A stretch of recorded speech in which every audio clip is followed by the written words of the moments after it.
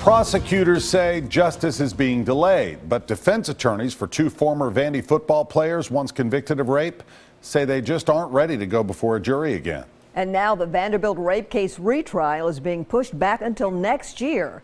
Chris Conti has been following this case since the very beginning. Chris, prosecutors were not too happy today.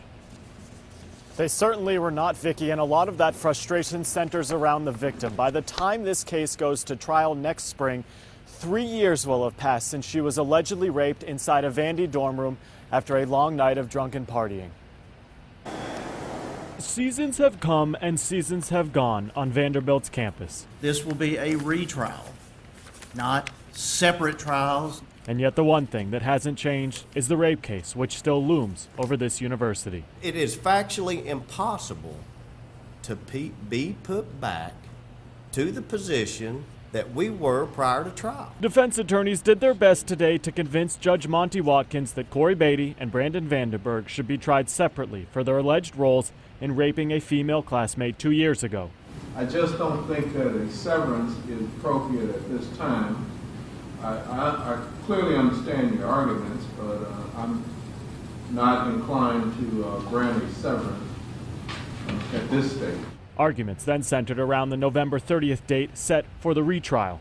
We're just not going to be ready on November the 30th to try this case. The victim in this case, who has already gone through this before, has scheduled her life around this.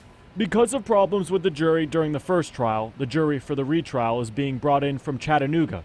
The judge said because of that, asking jurors to travel during the holidays and possible winter weather just wasn't plausible, pushing the start date back to March or April. First trial was not a trial by a fair and impartial jury, and we established that in the hearing.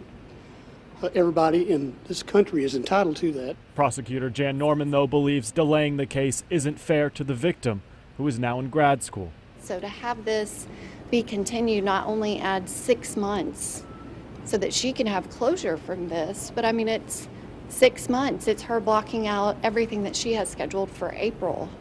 The seasons may be changing, but in many ways, this case remains the same.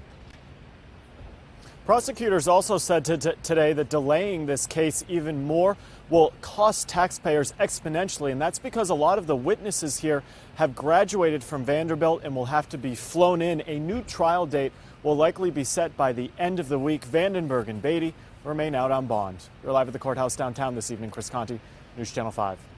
Chris. Corey Beatty was also found to be indigent today. His attorneys argued that he simply cannot afford the $80 a week it costs to have on a GPS tracking bracelet.